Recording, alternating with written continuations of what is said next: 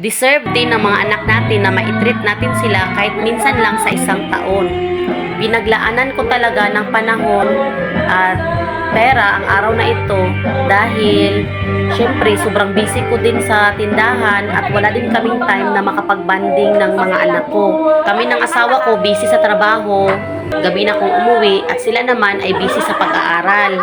Kaya naisipan naming mag-asawa na tapos na ang klase, kaya it's time na para maigala namin yung mga anak namin at sulitin yung isang buong araw na makapag-enjoy sila at gawin nila yung mga gusto nilang gawin, na i-enjoy nila yung kanilang childhood days. Ang saya-saya nga nila guys, para silang mga baka na nakawala sa hawla. Syempre ang mama padaplin, kayong mga mama, masaya na tayong makita yung mga anak natin na nag-enjoy, masaya sila, lalo na magkabanding silang magkakapatid, ang saya-saya nila, di ba?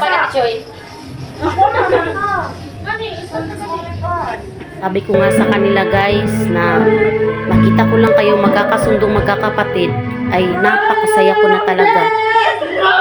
Ayan, agaw pa ng microphone.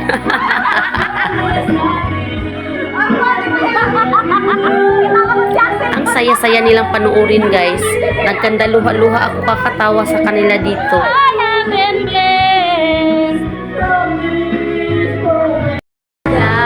At syempre, may pa-entry si Bunso.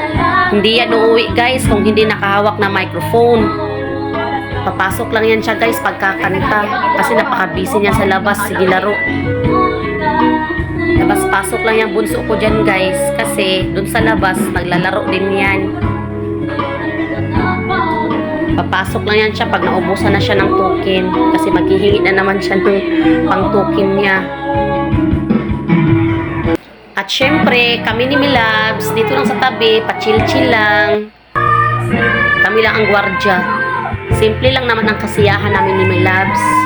Yung may bigay lang namin yung mga kailangan ng mga anak namin at yung mga nagpapasaya sa mga anak namin. At syempre, isa lang din ang ano namin sa kanila, kailangan mag-aral lang talaga sila na mabuti para pagdating ng panahon, sila din ang mag-aani.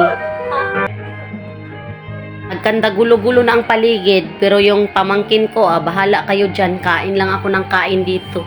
Diba, pa-chill-chill lang.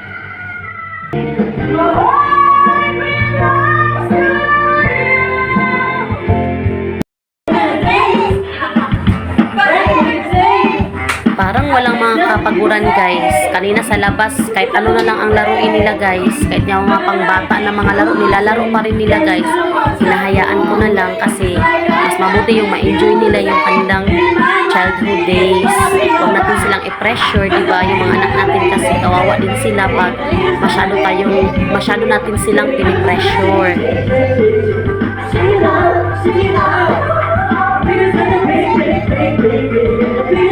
Kaya ako bilang nanay, sinusuportahan ko talaga yung mga anak ko, lalo na kung para lang naman sa ikabubuti nila kasi yung tulad nito, yung pagbabanding is dito isa din to example na magkakaroon magbi-build to ng relationship, good relationship, good impression sa mga anak natin at matitreasure nila ba hanggang maglaki sila na dapat kailangan talaga meron tayong mga good memories, enjoyable memories na maitago talaga. Memories na matreasure nila hanggang paglaki nila.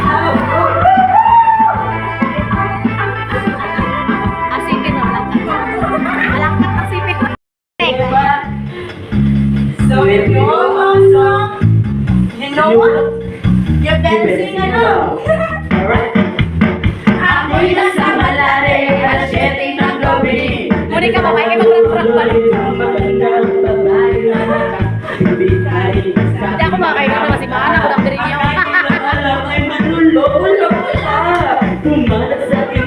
Sa sobrang enjoy ko, nakakapanood sa kanila, hindi na namin namalayan na mag-aalas 8 na pala ng gabi.